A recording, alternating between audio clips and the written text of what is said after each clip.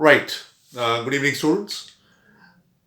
Balance of payment is the topic which I am going to take into account in today's video.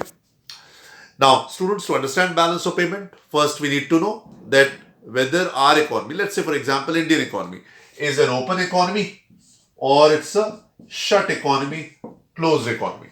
Now, you have studied in national income accounting.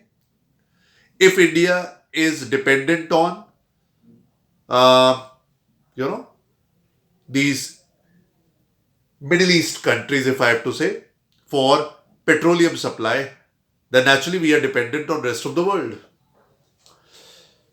Similarly, if US is buying computer software services from Indians, that means US is also dependent on India.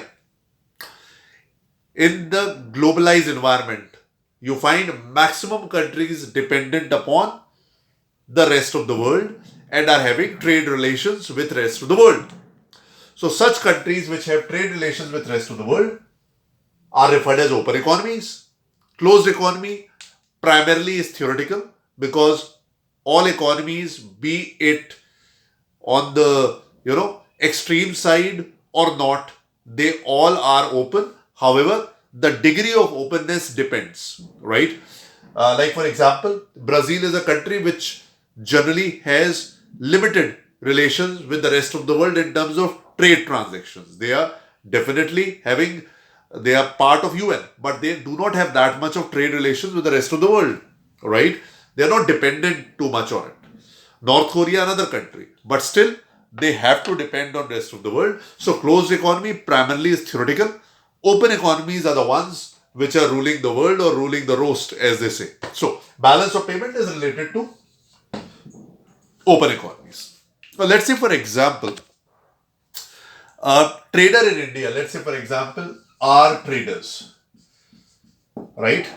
Now, if our traders exports, let's say for example, machinery items in US, right? That will constitute one big reason for being recorded in balance of payment. Why?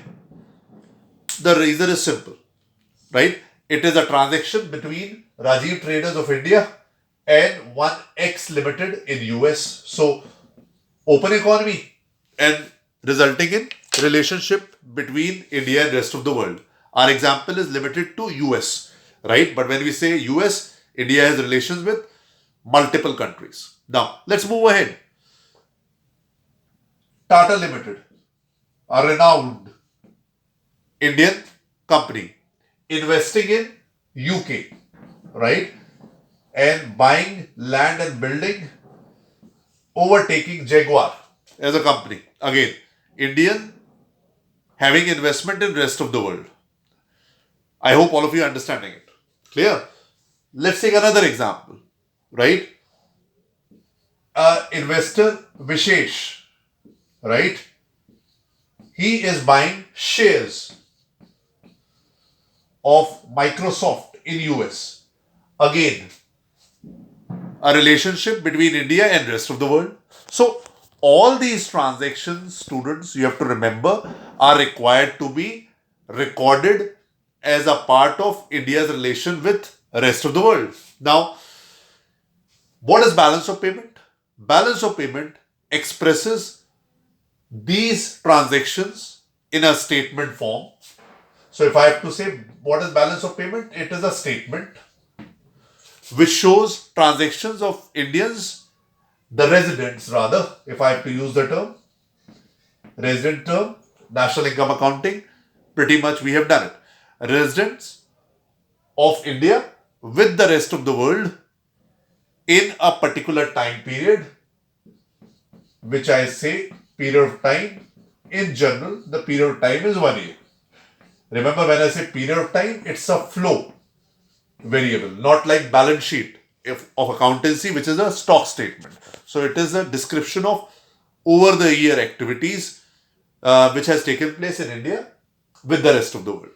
Now remember, this type of link of goods with India and rest of the world is referred as product market link, right? This type of link of India with rest of the world is called as financial market link. Both of them contribute to India's relationship with the rest of the world. And because of these transactions, we need to have a statement which will record in a year time how much of transaction have been on which side as such. So BOP will tell everything with regard to